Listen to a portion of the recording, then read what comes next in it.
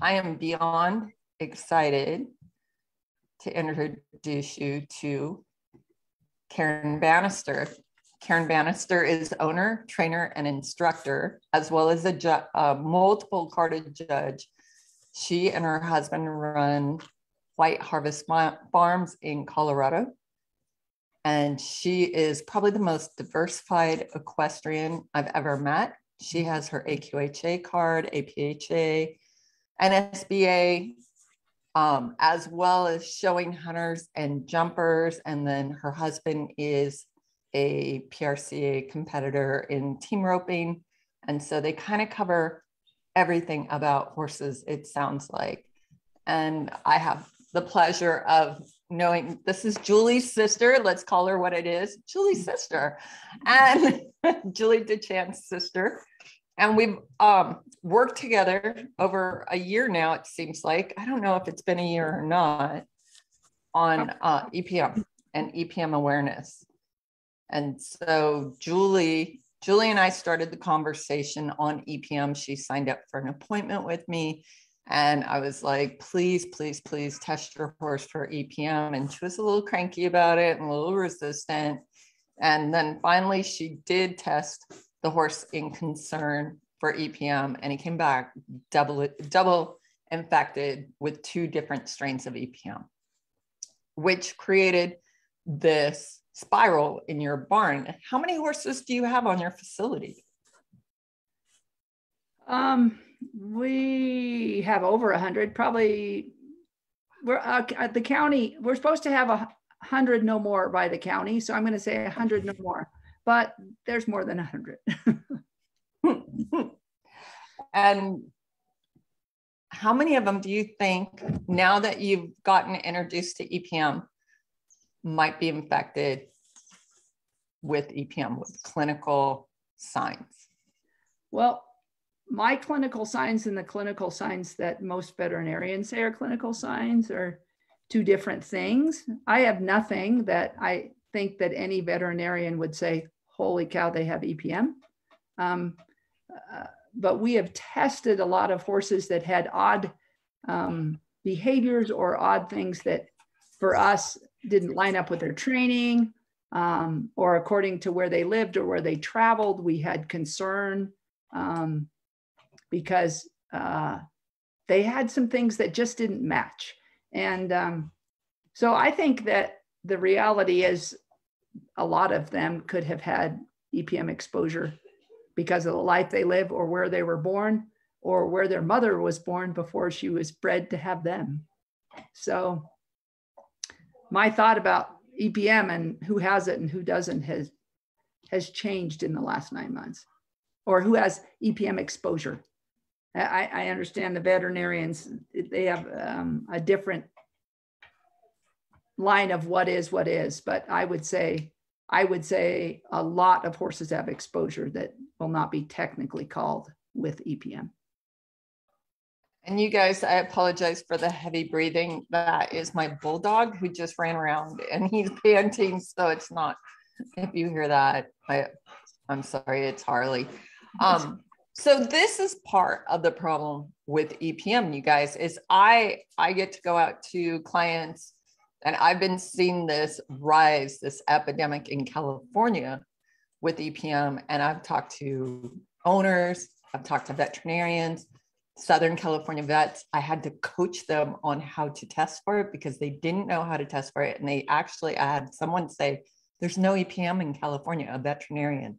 And I was like, no, there's totally EPM in California. Why is UC Davis one of the top researchers in EPM? Like this, that's the most ignorant statement I've ever heard. And so I've got on this passion for education because I would muscle test these horses and it would come up praying muscle test and it would come up positive for EPM. Now, if you look at the clinical data, they say maybe 90% of all horses have been exposed to EPM, but maybe only, 10 or 15% actually present clinically. But Karen, you are actually seeing these little subtle signs. Like once you started the awareness and you had hard conversations with your veterinarian, I think, about it, now he's on board because you're seeing results. Is that true? Agreed. And I didn't even have to, well, I have more than one veterinarian, but one veterinarian practiced in Texas for like 30 years. And so he wasn't hard to get on board. But I had to broach the question. I had to inquire. I had to ask and get him going, because I think somehow there must be coaching or training or something with the veterinary on the whole, that unless they are neurologic somehow, that the EPM, the parasites are not bothering them. And I found odd things with certain horses in training that I thought, this is not normal. It is not the normal way a young horse acts or trains, or this horse has too much knowledge to all of a sudden hear things that it shouldn't be hearing, or see, what we call seeing ghosts, or be hard-sided and yet anxious in nature. I mean, those things just don't go together. And so it started us testing a few, because of course, when they travel, we know that we get hay from different parts of the country, and perhaps they've been exposed. And we tested those horses, and with all various levels of coming back. I mean, some very high, some low, and it really didn't affect whether we treated them or not, for sure at the beginning. I was interested in, would these things that may be affecting the central nervous system, causing them to hear differently, hear too well, see differently, or experience things differently that involve their central nervous system, would they be affected by treatment? And what I found is that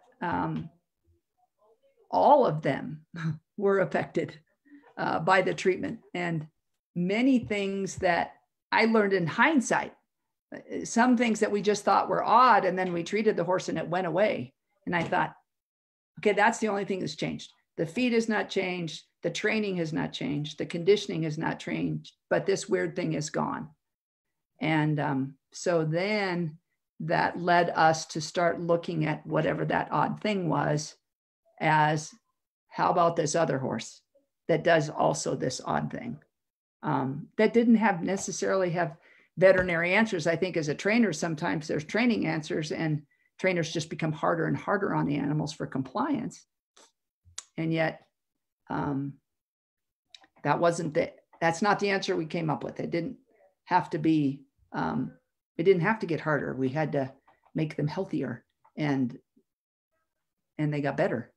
So I see it all the time. It's my soapbox at this point. Karen, share with us your subtle symptoms that you're noticing, so we can all like just have this awareness and understand. Like, I just got in a little tiff with the veterinarian online about it. And she goes, oh, so many horses are, infected, but they're not clinical. I go, this client of mine treated 30 horses with low, odd signs, and they all improved with treatment. She was like, oh, like she totally backed off when I said that. I was really happy that she didn't push into me more, because I was like, look, this is clinical. Like, you are a perfect field study. Well, we didn't start out to be a field study, but I am a way believer. I wish that it's one and done. But the other hard thing is that we figured out it's not one and done. And what tells us to treat again? I know people would say, are you testing again to know when to treat again? And my answer is no. We treat again when the odd symptom starts to come back and it doesn't have a reason. It doesn't have an answer. So some of our odd things, you mentioned my sister's horse, so he's the easiest one to lead with. And he was always odd in his right hind, always more stiff on the right side. And, 90% of people say, yeah, they're all stiff on one side or the other, blah, blah, blah. But we were constantly, she spent just a raft of money trying to get that horse sound, because he wouldn't drive all the way through with the right hind. He would be sore in the back. He was uneven in his hips. And he just didn't have a hard job. He not anymore, and he was in good shape. We used good tack. He had his own custom fit. He had everything that should lend him to a beautiful ground. And he was progressively more difficult. Like he would 2 foot, what I call 2 foot lead change, which is an incorrect lead change. Instead of splitting behind, he'd do 2 feet like a little bunny rabbit and then change. And, as a trainer, a lot, there's plenty of history and plenty of trainers that, say they're not driving through, and you fix that with training and a harder drive forward. And I'm just making the statement that he knew how to change and he knew how to be correct. And when he 2 foot started to 2 foot change, I was like, yet one more weird thing. And he would fall off his lead in that right lead to left. He would swap out and knew better behind than to swap out.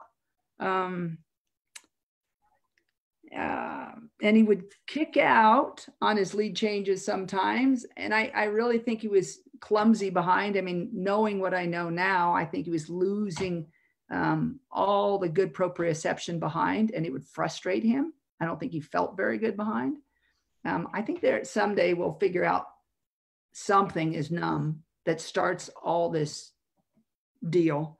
But he would get mean. I mean, he was getting mean about being jumped and doing everything else. And we treated his stomach.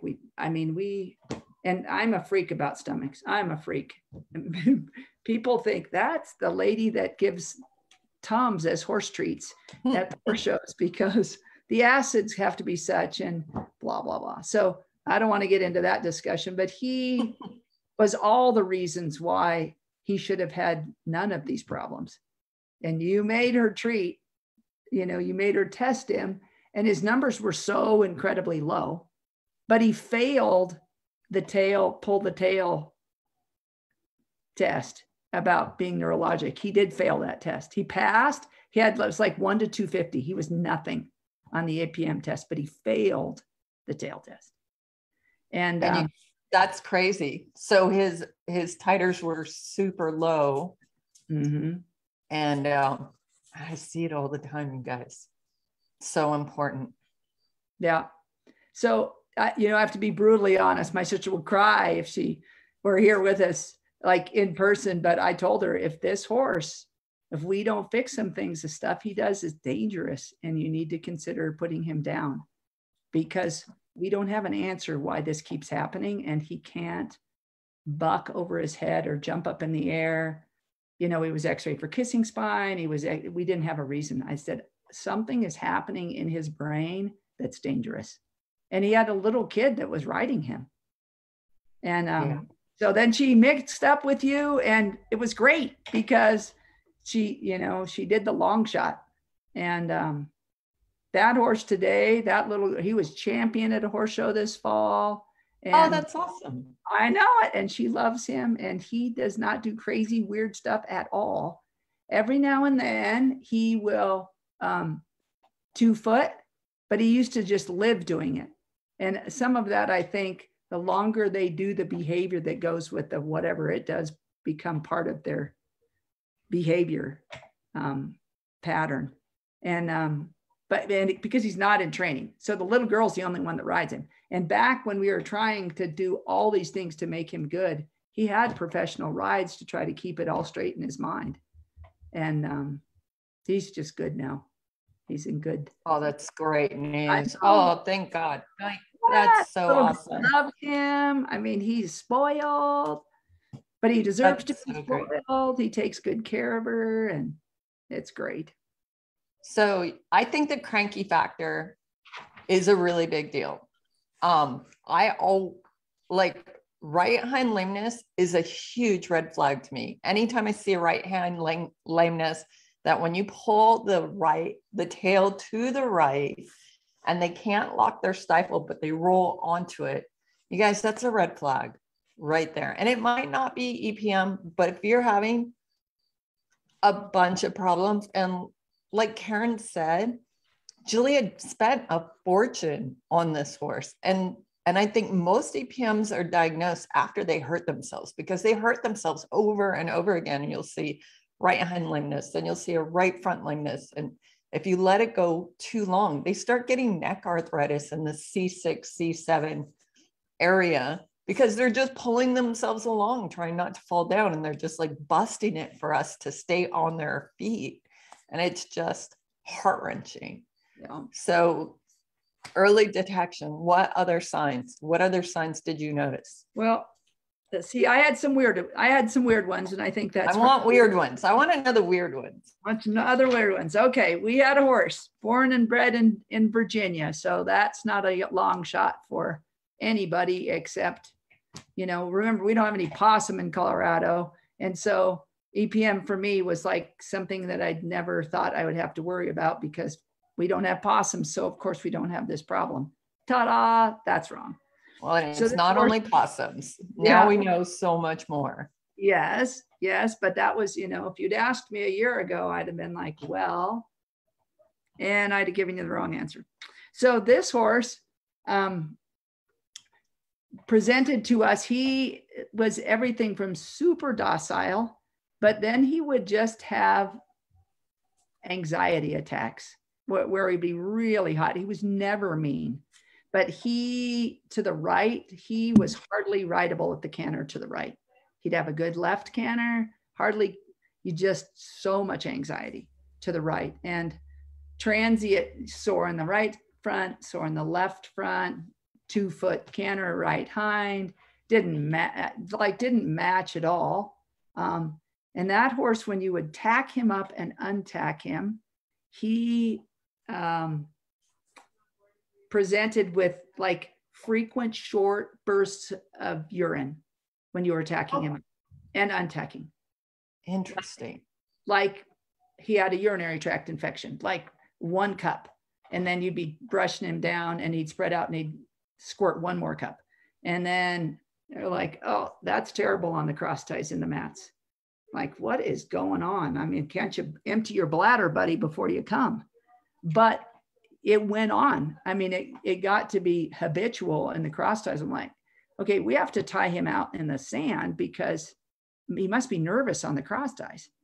But we found him doing it before we rode him and after we rode him. And we thought that this is just silly. And, the other stuff, we really considered that just training problems, that he wasn't broke to the right. And we were looking, is he sore? Is he out in the hip?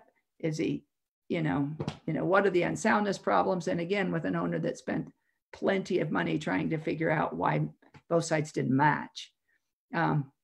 So then one of the vets got involved and we said, I want you to look at him for urinary tract infection. This is what he's doing.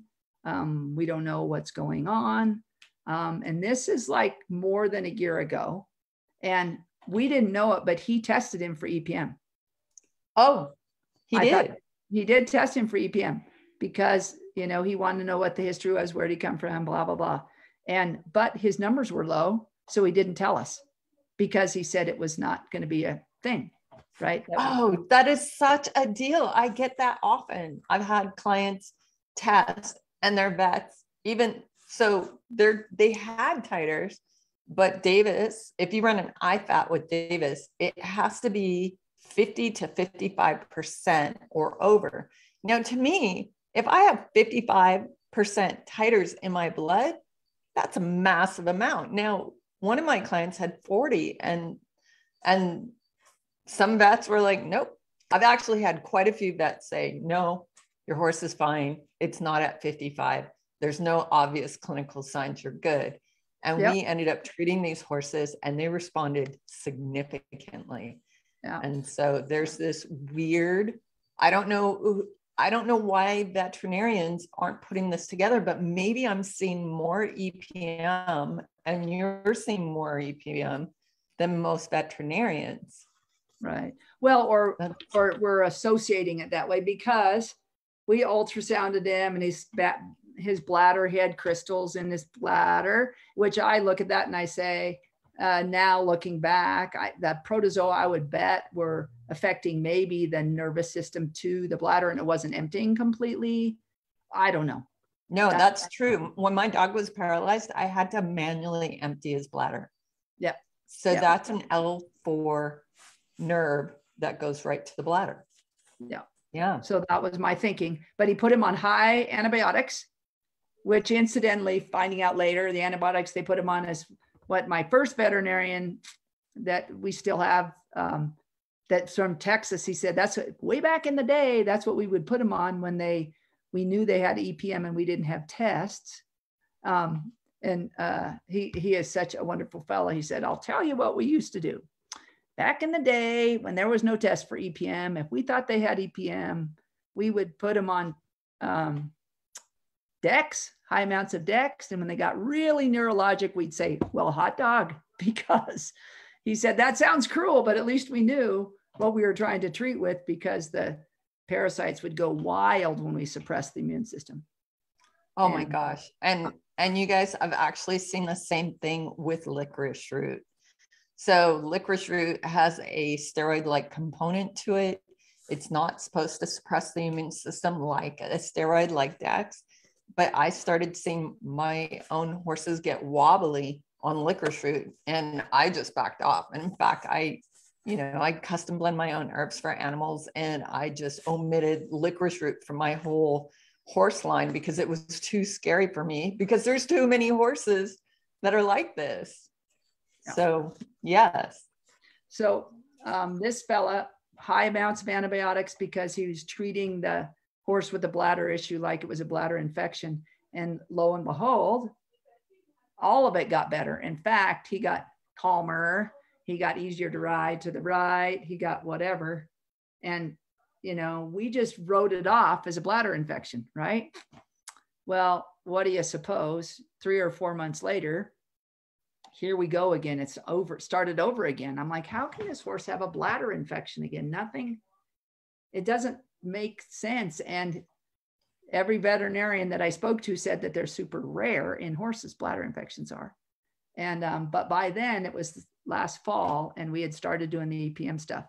And so I called that same veterinarian back and I said, I want you to draw an EPM test on this horse, because otherwise we're going to be giving him antibiotics again. He's doing the whole squirting thing because it went down with the antibiotics. And he said, that's when he said, I did test him last year. And I said, and what were he said, but I can retest him. I said, what were his numbers? He said, well, his numbers were low. I didn't think it was worth. But he had numbers. And I said, if there were any numbers, that's don't bother to spend a couple $100 more. We're going to treat this horse, which, he raised his eyebrows. My older vet from Texas does not raise his eyebrows. The younger vet raised his eyebrows, but he is a game player. He is. And so we treated the horse, and just like the antibiotic, except much faster, all of a sudden all the urinating on the cross ties, all that stuff, and stopped, and the paranoia to the right stopped, and he can canter. He doesn't bunny run to the right. It's a completely different horse. I mean, the whole barn. He was testimony to the whole barn. They wanted to know if whatever you gave him, I would like you to give to our horse, because he's such a nice horse now. And I'm like, well, it's not something you give them. It's not a vitamin. He was sick and now he's doing great.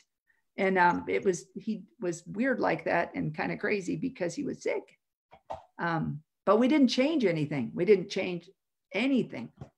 In fact, he was so frustrating in his training. Before we treated him, I had reduced the number of training days for the owner. She was willing to keep him in full training. I said, I would fire me because he's not progressing. I can't get past some of this stuff. And I refuse to be harder on them. I don't know if he's not smart enough or he's not capable, but I refuse to be cruel to him. And he's going to go to the World Show this year. So I know. Yes, that's so exciting. I'm so happy to hear this, Karen. Yeah. Oh, now because of this, so we were running numbers and we were running blood on a lot of them. And then you got to a point where you're like, screw this. I know the signs. I'm just going to treat and see what happens. Is that where you're at right now? Kind of. It's not just if I can create, yes and no, if I can create a path that tells me it's believable that there is some neurologic component, or that this horse could have been exposed by where it was born or where its mother came from, because we know it passes the placental barrier, or that we have traveled with these horses at all, then or I don't know what their history is, right? Then, you know, we pretty much just treat them. But we have some that, we have one mare. One of the things we found is that the horses, there must be some kind of an inflammatory thing that has to do with some of the protozoa, because we've had some horses that were like ponies. Like I have a mare. This is the odd things. I had a mare that was like on grass hay only, very limited diet, because she's fat as a tick. And she's so flatulent. Like she is embarrassing. Right. And so I'm like, I don't know what else to cut out of her diet. Right. But she was from Europe, and she went. And so I'm learning, like, we live life going forward, but you learn looking back. And we wanted to treat her because she was getting weak behind. Like she would not fire off the jumps very well behind. And she was from Europe. And we said, we're in the middle of this whole parasite thing. Like maybe her rolling that right hind ankle has everything to do with EPM. So that's the rolling the right hind ankle off the ground every 20 jumps, because she has a great farrier. Like she has a great farrier. He's not sloppy. He's careful with his work. I would normally say somebody's left the toe too long, the heel's not right, whatever. But I'm like, nope, that's a great farrier. So we treated that mare. And her whole body changed. Like she looks like a sports car now. We have not changed her food. We have not changed anything, but that thick pony neck and her big heavy belly went away, and she's quiet. She's not flatulent at all. And we changed nothing. That's crazy. I know it's crazy. That's absolutely crazy. You know, so then that makes you think about all this metabolic syndrome, you know, because what I'm seeing is ulcery horses, like horses that won't gain weight, that are like hard keepers. And, you know, they'll get scoped and they'll have ulcers. I'm like, you guys, what caused the ulcer? Like you have this collapsing right hind, you have this bizarre lameness, like let's go deeper. Ulcers is a symptom. It's not a disease normally in its own right. And so I'm constantly, you know, like driving the nail, come on, you know? And so I have not had that chunky pony look that, I mean, that's like totally off my radar. Thank you for telling me that. Yeah, we had two that were like that, and they just completely changed their body. And I thought, wow. I mean, how do you, one of the mares, like even her facial sculpturing, she just looked like a puffy faced little horse. And she has a fine little face, and it's odd, but the white one that was so flatulent that went from pony to sports car, when she came from Europe, you cannot hardly buckle her nose-band, because if you touch her whiskers, she loses it. Mm-hmm. Oh yeah, terrible. And, you know, we've just been patient. And she's been here a long time. And I said, you know, whatever they did to her, you have to do worse to them to make that stop, or you just be patient and figure out a different way to get her noseband latched, and don't crank it down. They probably did it too tight. And I just, you know, I'm not going to try to train some of that stuff out. I don't think it's fair, except same chunky pony, same whatever. When we treated her, then you could touch her face all over. I took a video for the owner, like after we treated her, and this is the learning in the rearview mirror. I'm like, I can touch her whole face. I can touch all her whiskers and put on her noseband. So I don't know what the parasites do in their head that makes that feeling wrong. Or so when I muscle test horses, they always highlight their whole lower mandible. And nobody talks about this, but I know when my bay horse had EPM, and would get his teeth floated, he'd actually love it and did not need to be sedated because he loved the vibration. It gave him so much relief. And my vet would be like, your horse is so weird. He loves his teeth floated.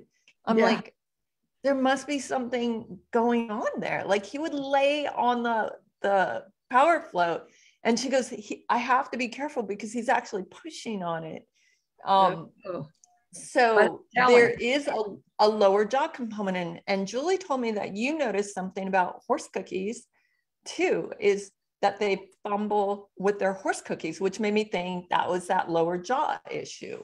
Yeah, some of them, which now becomes a trigger for the same mare that was puffy.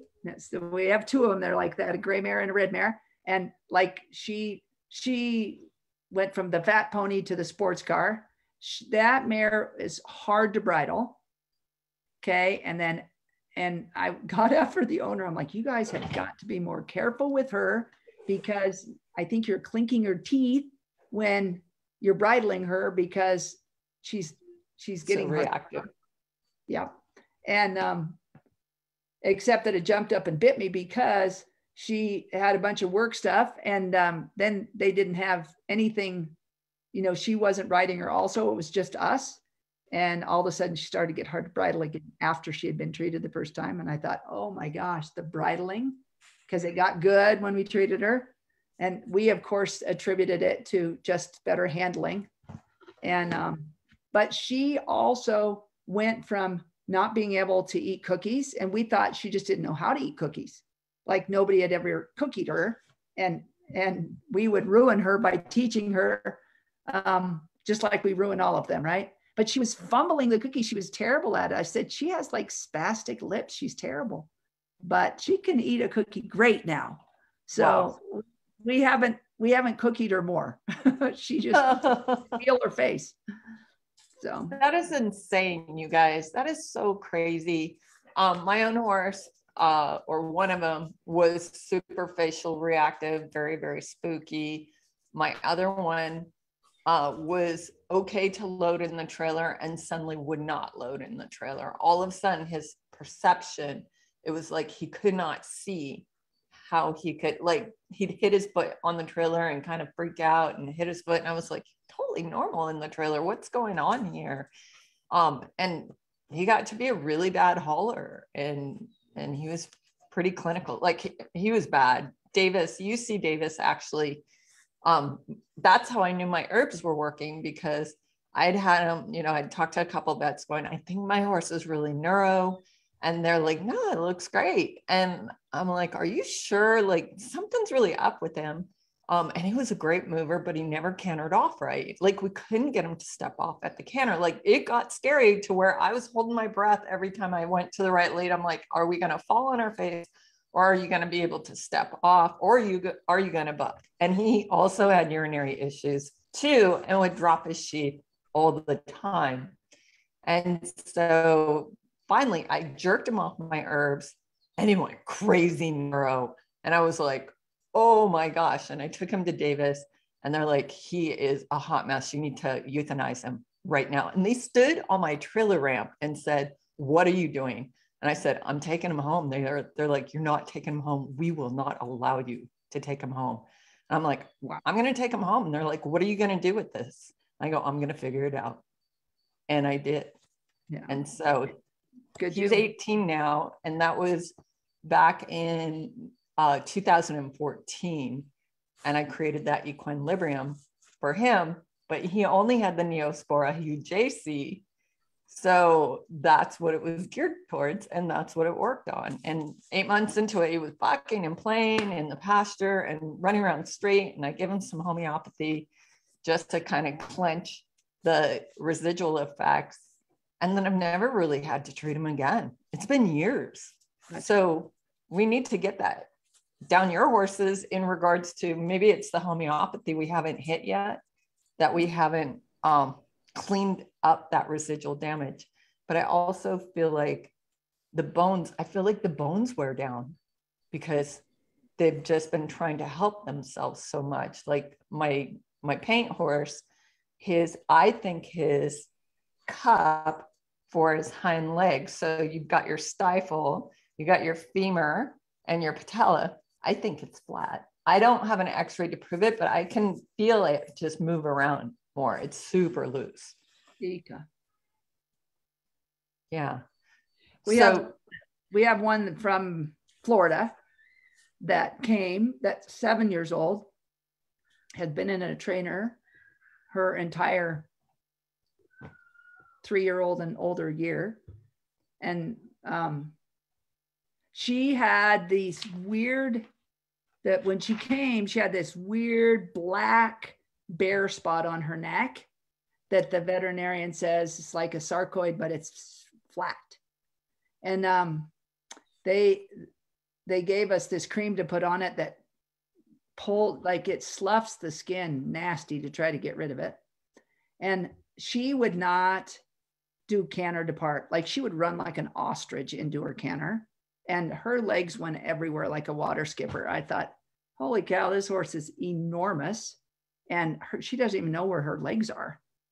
And she came in July, and Julie tested Clark in July.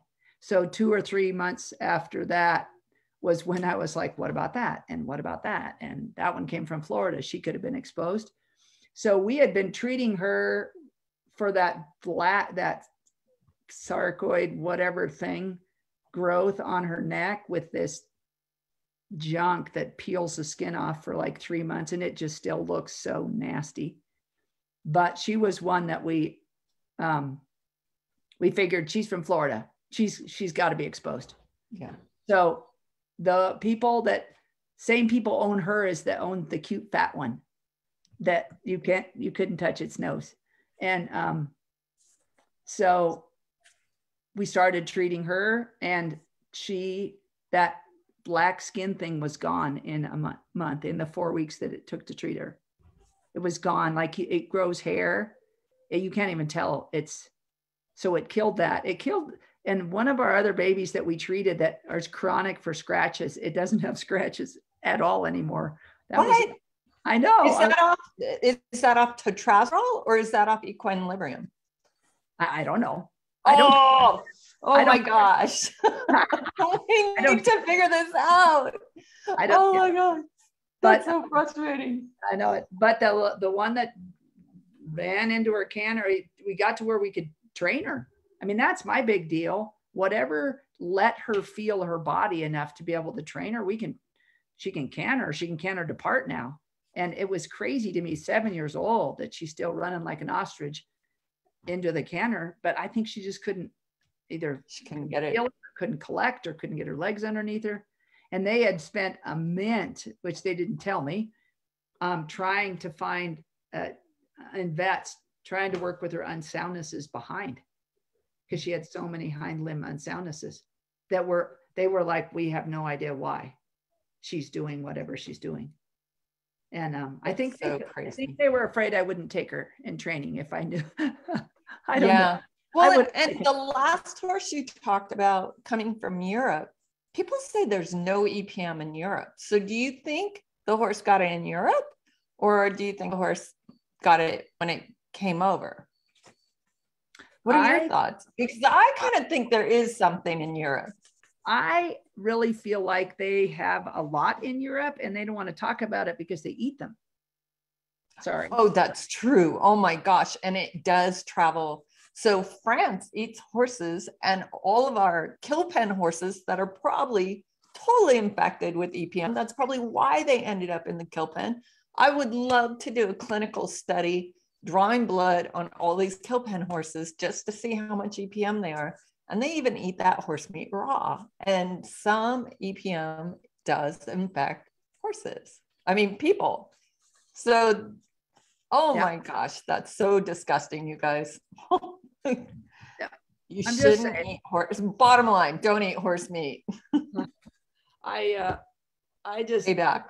Oh, but one of the horses that we tested, beautiful horse, that had just come from Europe. That one of the test groups, one of the people that we sent the test to, the one in Florida, wanted him for a wanted me to fill out this big thing about all of his signs and his symptoms because they felt he was a great, according to his test, that he would be a great candidate for PNE studies. And they wanted and explain PNE, or I can, because not very many people know about it. And I've had Davis vets say there is no such thing. I've had Davis vets tell my clients, I refuse to test for it and I don't believe in it. So, well, you tell them what you. Okay, so PNE, polyneuritis. And polyneuritis is an inflammatory condition. It's like an autoimmune disease. It can be related to EPM, but it can also be related to other protozoas like Toxoplasma gondii, which is from barn cats. So your barn cat could literally be infecting your horses with this other protozoa that would cause an inflammatory autoimmune disorder. And medication can also cause polyneuritis.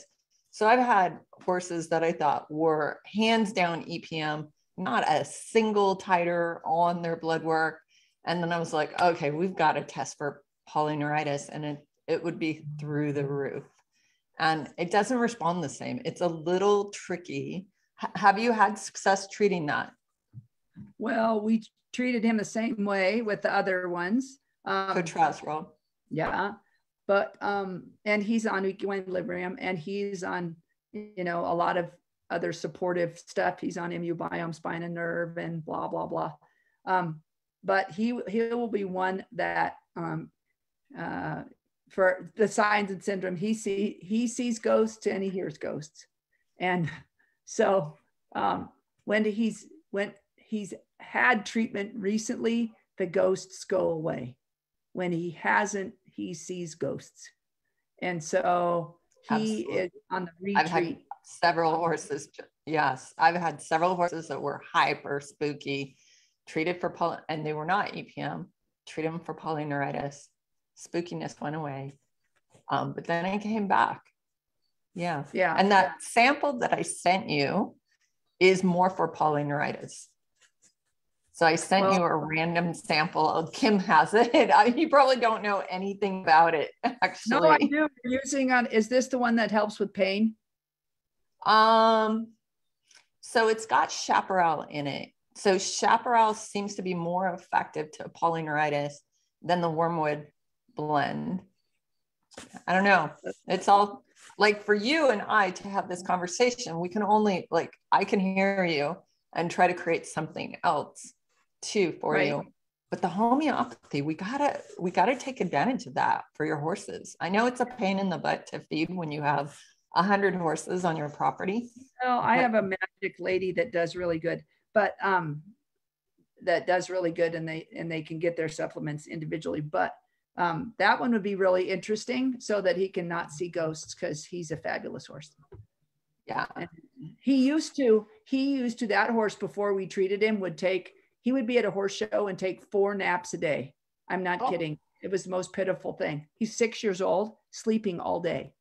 We'd get him up. He'd be like, he would see ghosts and hear ghosts, but you'd have to kick the slats out of him to get him to work.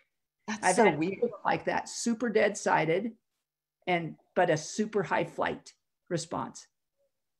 And I'm like, I don't want to kick. And, I don't want to have to live training with a dressage stick, because they seem to be able to feel their haunch, but something about their barrel, they don't feel. I have a couple that were like that. And, but anyway, after we treated that horse, the totrazolone must have helped him some, because one, he's way more normal in his barrel, but he doesn't sleep at the horse show. He's like a normal horse at the horse show instead of sleeping all the time. And he would grunt and groan when he jumped his jumps, and he was fabulously beautiful. And I thought, I feel terrible. He's 6 years old and sounds like it takes all of his effort to jump the jumps. But now he doesn't do that. And I don't know, but he doesn't do that. That's so interesting. So heads up, if they're always sleeping, they have no reason to be laying out, and then spooky, dead-sided. I love the noseband comment that you made too. My paint horse, I never crank a noseband on him ever. He's a big bald faced horse, so I just thought it bothered him because his face is white, pink underneath. So I just knew he was sensitive, but I didn't even think it could have been. Of course, why wouldn't it be as EPM? You know? Yeah. Yeah. Anything else, Karen, that you can think of? I mean, I love the fact that you caught it fairly early. They weren't necessarily clinical falling down. And these horses are going back to the show arena and performing. Like, you're not really taking any time off for them. You're treating them and showing them. We are treating them and showing, and I'm trying to fit it in. I mean, I feel like this is going to be a refresher, but we try to take most of the treatment programs that we do are a 30-day kind of a deal, and we are rotating. I really believe that you have to try. I'm not as well read as a lot of people are, but I do really believe that we don't have, I think different parasites respond to different things. And I think we might wipe out a line of something that's really a bothersome thing, but I'm not silly enough to think we've got, especially when some of the behaviors return 60 days, 90 days later. I think we didn't wipe enough of them out, or their cousin wasn't wiped out at all. And right. So we are exactly. We're certainly trying to, there are other ways to treat, and we're trying to rotate around a little bit, like having a bad infection of any kind, and you don't always use the same antibiotic, sort of.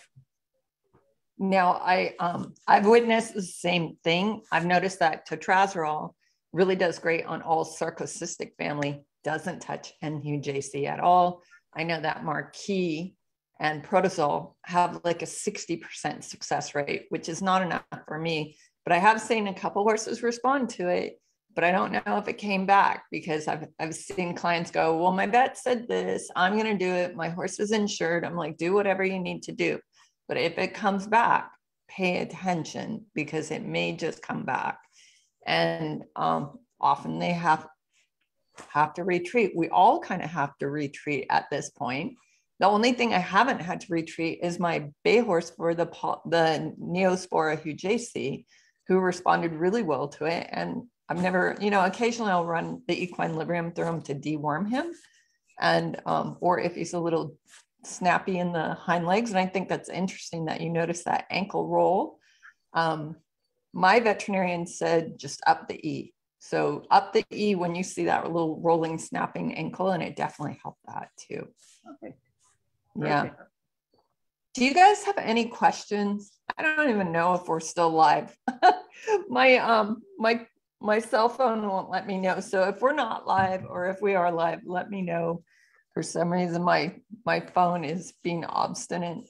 We're hitting a lot of issues, but we've got quite a few of you. We've got 8 of you live. Oh, thank you, Julie.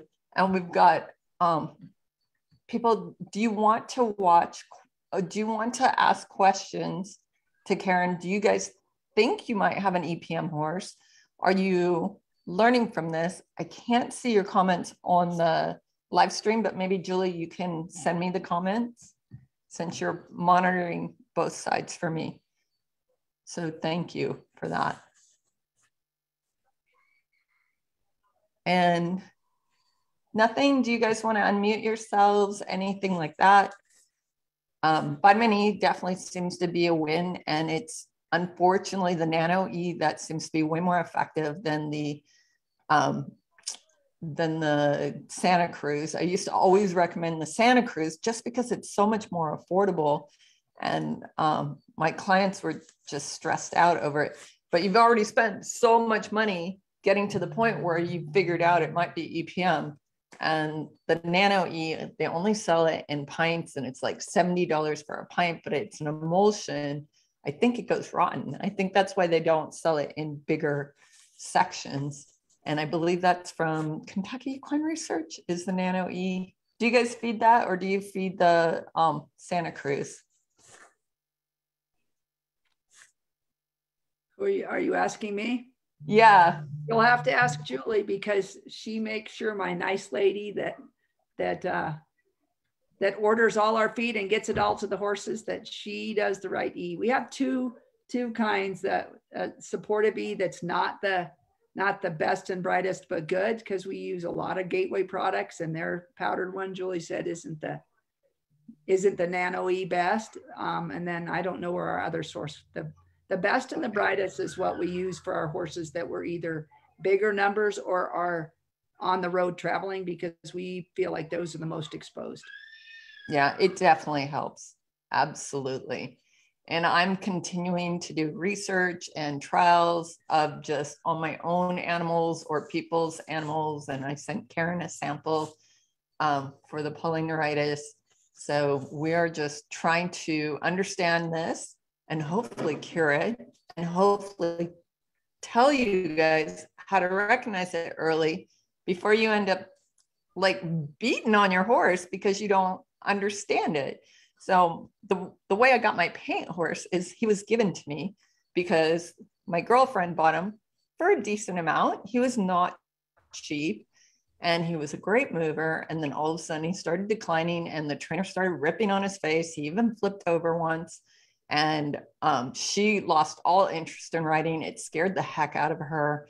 I put him in the trailer and I said, I believe your horse has EPM. We're going to go to Davis.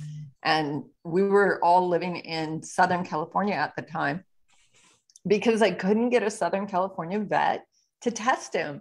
Nobody knew how to test. And they were like, there's no EPM in California. I'm like, oh my gosh, how could you say that? So I put him in the trailer, drove my bay horse and him up together, and they were both diagnosed with EPM. The paint horse had both strains. My bay horse only had one strain.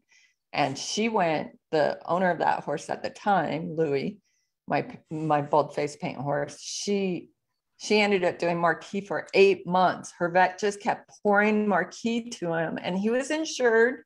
So she did it, and it didn't take care of it.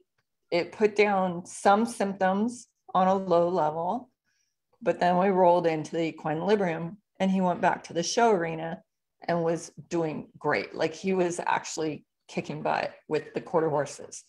And then the trainer got sloppy with the product. And so then he declined again. I had to pull him out of training, and the owner gave him to me. She was like, I'm over it. I don't want to deal with it. And so that's how I got this horse. And so now it sits out here in my backyard and eats grass. So just because I don't have an arena, he looks great. He bucks, he plays, he's sound. I'm tempted to send him to you, Karen. We'd be happy. Because you're the only trainer I would trust knowing this. Well, I would, I feel like I've learned a lot from you, and I feel really ignorant. I used to think I knew a lot, and now I look back to the horses that have come and gone, and some of it breaks my heart because I think, oh Lord, that horse that was 9 years old climbing out the window on the way to the World Show after it had never hauled poorly, that later then had, she was like photic head shaker. She did all kinds of stuff that I look back and I go, it's all the same thing. And I feel like that horse was an EPM horse. And we ended up putting her down at 20 because they called her an odd colic. She wasn't an odd colic. She was neurologic and couldn't get back up. And here we go back to the bladder again. He was palping this mare on the ground because she was an odd colic. And he said, I need to catheterize her because her bladder is about to rupture, but I can't figure out why she won't urinate. Wow. So I looked back at that, she laid on the ground for like 6 hours. We put a tent up around her. It was terrible. And that was the same horse that at 9 never had been a bad hauler, tried to climb out the window going to the World Show. And I look at that and I say, wow, we just didn't know. We were just ignorant. Yeah. And if we don't have this conversation, how would we know? I mean, Karen, if you didn't share this with me today and with all our audience, how would we ever know? Because the vets aren't saying this stuff. They're not seeing it. They're waiting till the horses are super clinical. And Well, but I think people are presenting them to them until they're in tough shape. And then, of course, then, you know, how would they have the symptoms? How would they know? How would they know? How would they know? It was a big education for us going forward because that first horse was so low in number and yet neurologic. And then we watched his whole life change just by being treated. And I thought, how could it not be real? Yeah. And you know, I don't know, all the others, all the little odd things I would have never thought had anything to do with the parasite. So, yeah. Yeah. So definitely, I do believe the bladder does get involved. I saw my horse drop his sheath and not be able to retract it or just hang it like he was lazy. And I'd be like, why is he doing that all the time? And same thing, bladder infection, maybe bean, maybe. Yeah. And so you think of so many different things that it might be, but it might be one more step further. Like we kind of all stop at one thing, you know, and one of my key symptoms is if you have already injected your horse's hocks and he's still lame, test for EPM because it might work for a day or two, but then the injection just quits working. Right. Yeah. Other things that I've noticed that were prominent is like my bay horse would run into you and not stop. He'd like just hit you with his face. The hauling was a big deal. What else? I'm trying to, reproduction. So mares have a harder time getting pregnant with one strain. They could even abort on the NUC.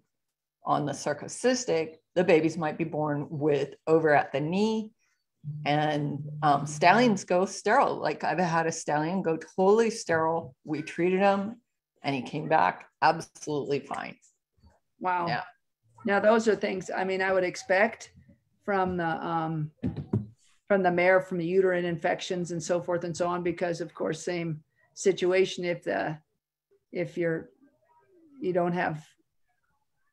not getting all the right nerve ending messages, you know, the same thing with the bladder not emptying and, you know, you have the uterus involved. And, you know, I hadn't thought about it. We did have one horse one time that tested very high that had horrible uterine infections and was a head shaker.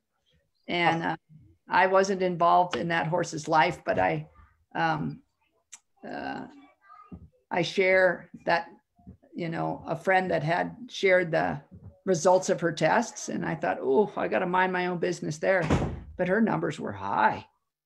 And I thought, oh, that's the head shaking. They think she has an ear infection and the bladder, and the uterine infection have to be with the same, you know, thought. So the head shakers went away with treatment. High antibiotics. Oh, high antibiotics got the head shaking to go away. Tetracycline. Yep. And but they did treat her with Marc for 2 months, but I don't, you know, and I think the head shaking hasn't returned. I don't know about her uterus or anything like that.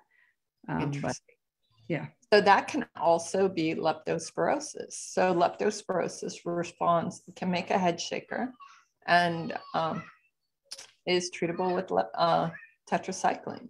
Yeah. So a lot of uveitis can be that, and people don't know that, and the vets aren't testing for it. So yes, you guys, the more knowledge you have, the more you can point your veterinarian in the right direction. And I have a trainer who is like, my vet won't test them. And I'm like, just tell them to rule it out. Like this conversation you have with your veterinarian, if you think your horse has any of these symptoms and you're struggling with your horse's behavior or performance, rule it out. It's $120, the test. And if your vet says no, just get another vet or just say, hey, look, I just need to know. I just need to rule it out. I'll pay for it. It's not a big deal. Can you please just do this? Yeah, intermittent. My bay horse was intermittent. Like he'd be good 1 or 2 days and then just horrible the next day. Just like, oh, we got it. He's horrible, you know? And I mean, he kind of destroyed my horse training career because I got so jacked up riding him. I'm like, I think I'm going to die on this horse. Yeah. And you know, too. Yep, I do. And when they're seeing ghosts and hearing ghosts and you think, oh, you know, and it's hard. I feel like I do more containment and try to make peace. If I had parasites stampeding through my brain, I probably wouldn't think normally either. But I feel like there's an answer besides more aggression. I think it makes them paranoid. You know, I think it's containment training. But the odd thing, though, one horse that I took way down in training that had all the bladder stuff and that couldn't canter to the right, and I took down in training because I thought it was dismally failing. You know, just myself and my daughter were the only ones that could change leads with him. Like he couldn't organize the back end. But in hindsight, he was taking up the training. He just couldn't do it. And the reason I believe that is that after we treated him, he could change for the people that couldn't change him before. I'm like, so he was understanding. He just couldn't do it. And he could change for Beth and I because we could methodically walk him kind of through it and separate the parts and not have anything missing. But the amateur and the junior rider, the kiddo that was riding him, you know, they're good riders, but they couldn't lay it out perfectly. But after we treated him, he had a lead change. I'm like, okay, he was understanding, he just couldn't. So that's amazing. That gives me hope. That's so interesting because I totally thought my bay horse had short-term memory loss. Yeah. And he was an orphan. His mom had died during childbirth, which makes me wonder if she had EPM. And then his teeth grew in crazy slow. Like if he was a 4-year-old, his teeth looked like a 2-year-old. Oh, wow. Yeah. And so that might be a sign, you guys. We don't know. We're just all comparing notes. And so pay attention to all those weird things. But yes, I totally had my horse on ginkgo because I thought he had short-term memory loss, because one day he would be good and the next day it felt like he couldn't retain any knowledge at all. Well, there you go. It's proof that they do they can still understand. Your sister thinks she has the EPM. Julie's like, I think I have EPM. No, Jill. But you could treat yourself for parasites. There you go. Yeah. If it helps, I'll do it. If it helps with my memory, I'll do it. I was diagnosed with Lyme's disease and I took my product and it cured me. Well, there you go. Yeah. You could be rich and famous. You just got to get it to clear all the Lyme diseasers. I know. Is it equine Librium that you did that? Huh? You did it with equine Librium? Yep. 2 weeks. 2 weeks of equine Librium. The weird thing is it tasted so good for the first 2 weeks. And then I had a massive bowel movement. All my pain went away. I was so bad I couldn't lift my arm off my hip a foot. Yeah.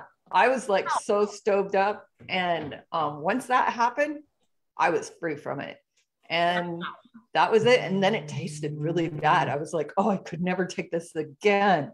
But my body craved it up until that point. Yeah.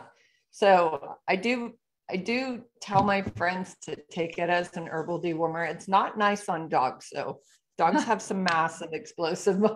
I've used it on a dog with, I thought, coccidia. It was pretty painful. It did seem to cure it, but it was bad to watch him go through it. I felt bad. I was like, I'm so sorry, buddy. Because all the ingredients in it should be safe for dogs, but combined together, I think it's just too harsh. Wow. Yeah. Well, Karen, thank you for your time. You're welcome. It was fun. It was fun. Yeah. You did great. You Well, made it I on hear the all Zoom. the puppy calls. I don't ever get any puppy calls, and everybody tells me they're awesome. And so I got a whole hour and whatever. So That's awesome. bye, all my friends. Oh, and Julie's saying have Gina try it for her Lyme's disease. I know, that's exactly what I was thinking. I got to get you to send me an equine Librium so I can get Gina to do that on hers. Yeah. You guys, anybody have any questions or comments? I cannot read the Zoom, the live stream on Facebook comments. Unfortunately, for some reason, I just keep circling. So please, if you guys on the Zoom have comments, or Julie, if you can tell me if anybody else has comments, feel free to unmute yourselves and ask away. I know, okay, everybody's saying no, or is there one comment? Hold on, let me see what we got here. I just want to thank you. Thank you, Karen. Thank you, Poppy. It was really interesting and very informative. Hi, and thank you for listening in. My pleasure. And we'll see you soon. That's right. That's great. Oh, that's awesome. I'm jealous, you guys. I'm super jealous. Oh, you know where I live. Bring my sister. I might have to come to Colorado and visit. That's right. That's right. I would love that. Thank you, guys. All right. Thank you, Karen, I know you got some other stuff going on, so I want to make sure to let you go. And I so appreciate your time. Well, thank you for being very generous. I appreciate it. We'll do all this together. Thanks, you all. Amen. Good night. Bye.